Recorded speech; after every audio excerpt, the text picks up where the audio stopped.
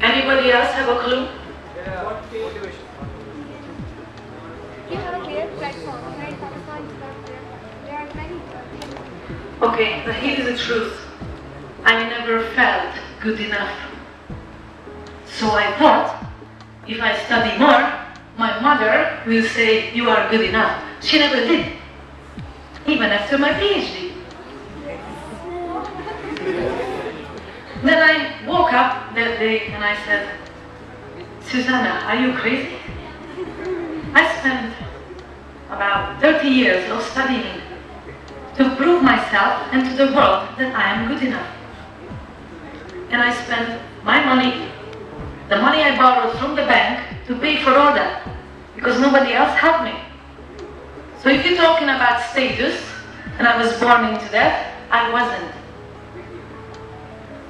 I did it all by myself because I had the drive that I'm not good enough. And maybe if I learn more, the world will look at me and say, yes, you are good enough. So wake up, you are good enough without any degrees and any papers.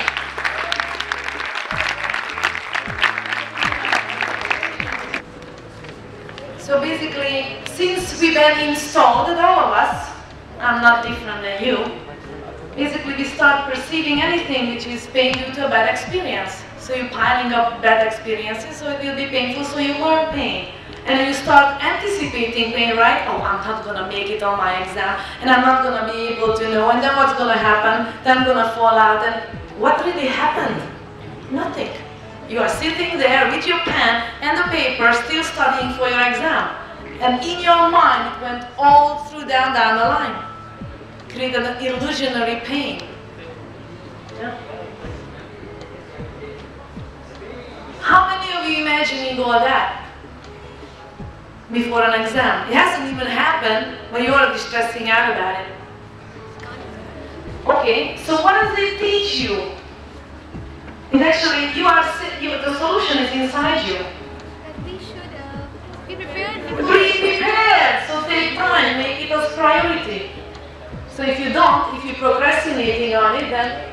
So just for pain management, just to know that whatever you will define as your experiencing person is pain, that will be pain for you. Because everything is guided by that. People want to pain, want to have pain, yes, no? So most people don't do things. If studying is painful for you, will you do it? Will you do it?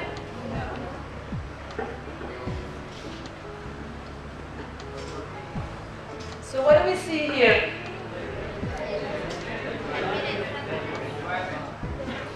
Pleasurable things. Now, how many pleasurable things can you list on your list?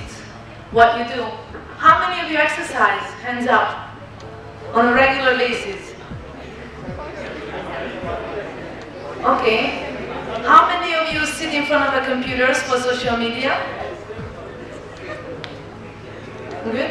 What other things do you find as pleasurable things?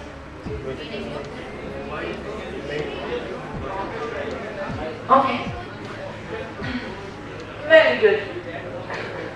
So basically, I just want to bring you this little thing of pleasure is nothing else but what you perceive as pleasure. If exercise is pleasure for you, what is the rest of the 80% of the room? Exercise is not pleasurable.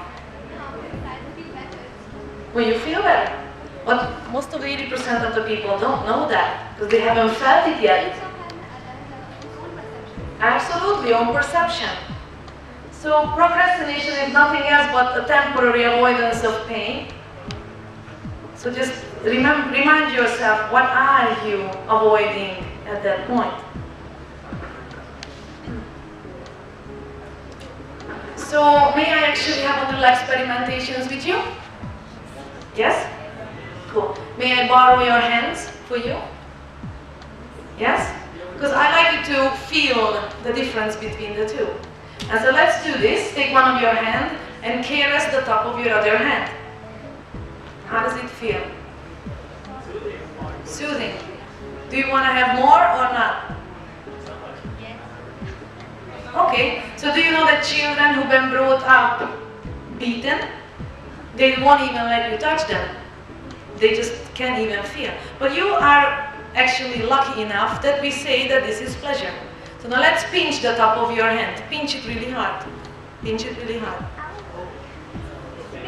Do you want some more? No. No, okay, all right. So now I want you to watch your skin, because there was pain, right? So just watch it and observe it. What's left behind? And how long does it last? Which one lasted longer? The pain lasted longer? Is it still there? Okay, keep watching. Is it still there? No!